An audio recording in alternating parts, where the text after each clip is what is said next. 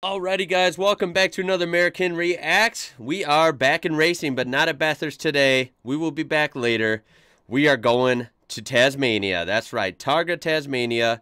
We're looking at another awesome topic that I want to cover more, and that's Fords. Yes, I'm a GM guy and a Chrysler or Mopar guy, but you know what? I respect Ford. They have made some cool products that are guilty pleasures for me. And we're looking at a Ford Falcon Cobra pure sound. So this is our first introduction to Targa Tasmania. And let's go ahead and watch this. And don't worry, I won't talk over the sweet sound of this thing. If I talk, I will pause it. So let's listen together to that symphony that is a V8 under the hood of this Ford. Here we go.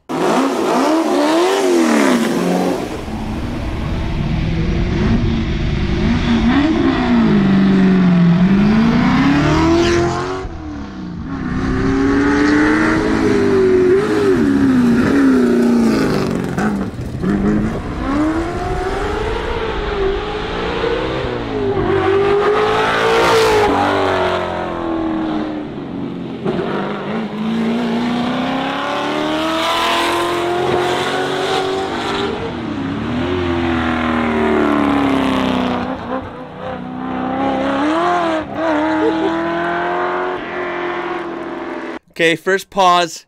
First impressions right away. Scenery, great. Tasmania is beautiful. I say it every time. Really, really beautiful down there. And the looks of that Ford, interesting. Very bulky, right? It looks big. It may not be big, but it at least looks big. And the sound. What are we working with? 351. We're working with the 302. 429 possibly, if it's a Cobra. You know, some of the American Mustangs had a 429 Cobra jet, right? Ford Torinos had them as well. But I could tell you what, beyond the looks, beyond even the beautiful Tasmanian background, that sound. Oh, that sweet sound. Ford, even though I like to hate on Ford, I will admit that sounds glorious.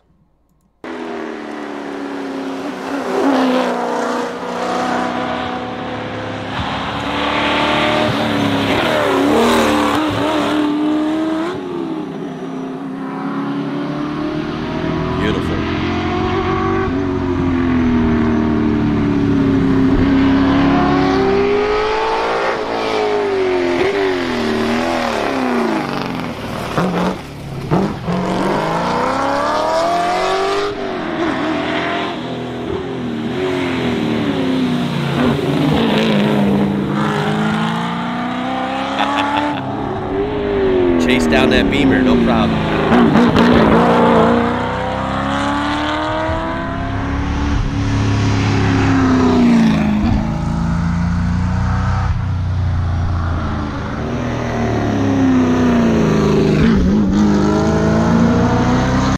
Okay, so second impressions, that thing seems to be handling okay. There were some sharp turns. By the way, this circuit, obviously, which are roads, but this Targa Tasmania circuit looks great. Looks very challenging. Looks like we have elevation change, tight corners, skinny roads in parts. And yeah, this Falcon seems to be handling them pretty well. Yeah, there's some body lean, but I feel like it's gripping pretty well, and it's braking better than I thought. So was this a four-wheel disc brake car?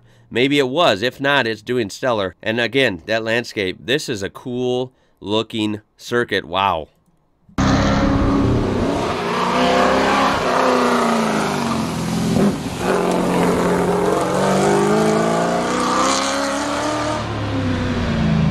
Look at that. What a driving road, man. Incredible.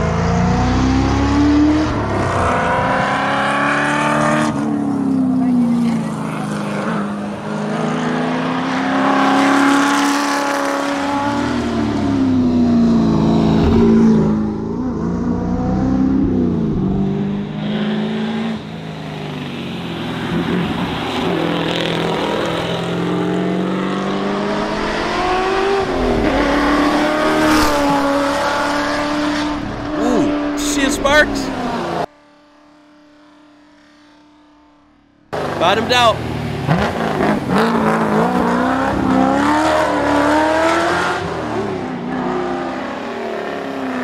I tell you what, coming into those corners, those downshifts, those gear changes sound excellent, man. You can tell he's blipping the throttle.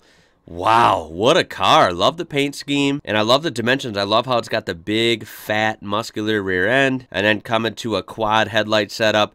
We got the scoops in the hood, and the front spoiler looks really, really good, guys. It really does. Ooh,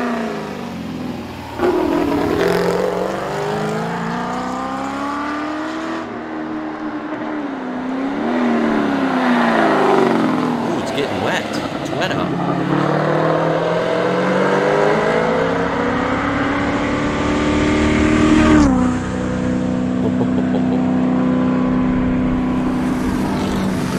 Oh my God, look at these conditions. That's horrible. Ooh, what is that?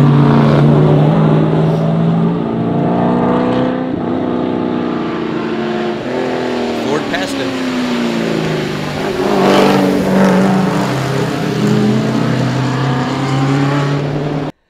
Sorry to say, I feel like that car would be a handful in the rain. So this guy's driving well. He's keeping it together. And he obviously passed the red and white car there that I don't know what it is. Wow, that would be a tough car to drive in the rain. Any muscle car in the rain. Whew, that's a hard one. Ooh, that's a glossy street, man.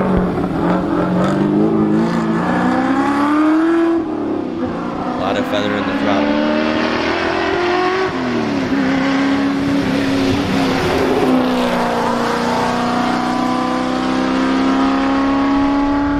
Oh my God, look at that landscape. Woo. Beautiful, beautiful shot.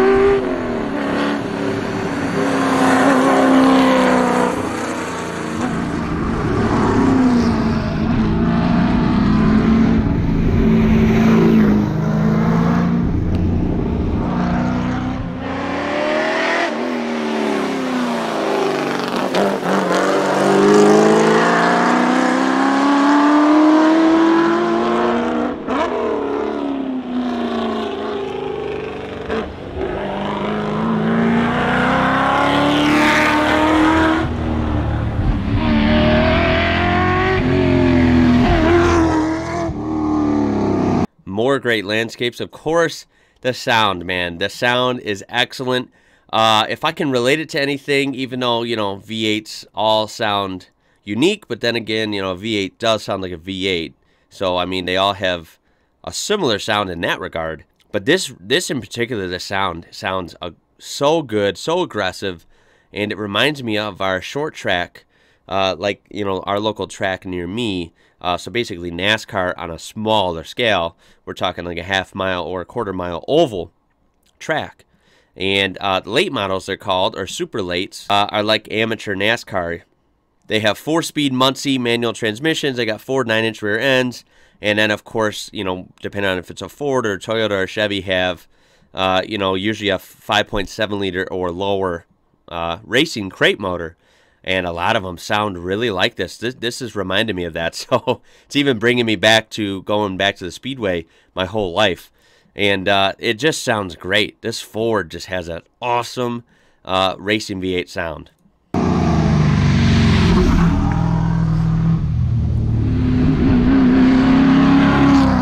Beautiful landscapes. Just beautiful. Look at that thing. With Rainer calling the notes in the big Cobra Falcon. Hey, the driver's name is Ian. Hell yeah, my name is Ian. What's up? And we're going to rewind it. I want to hear him rev it for you guys. Let's all hear that together again.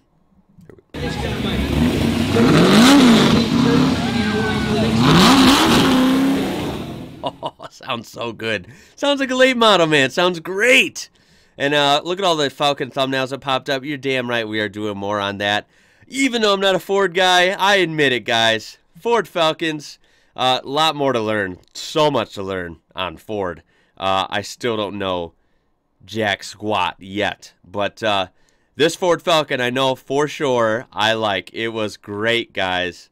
Great. Targa Tasmania, just a glimpse into it. Still much more to watch and learn about Targa Tasmania. But first impressions of the Falcon and Targa Tasmania, thumbs up. Love them, man. Love them both. Tasmania is so beautiful, so scenic. What better place to have a motorsports event on an awesome road circuit. I mean, how can you argue with that? Talk about adding some scary to the mix, adding that real hazy fog and that rain. Whew, that would be rough in a race car, man. So yeah, much more to learn. Leave your requests for Targa Tasmania type stuff down below. Let's talk in the comments. I am aware of the legendary Peter Brock, who I am enjoying so much learning about, and have become an instant American, distant fan of his. Wish I'd have grown up with him like a lot of you did, but I am loving learning about him, even if it is rather late. And I am aware that he did, unfortunately, pass away at Targa Tasmania. I'm 99% sure. So, yeah, we will learn a lot about this race, motorsports in Tasmania, for sure. Much more to come, guys. Let's talk in the comments. Leave a like on this video if you enjoyed the sound of that Ford Falcon. Come on, how could you not? Subscribe for more stuff like this. My name is Ian. You're watching IWrocker. And like always, guys, catch you later.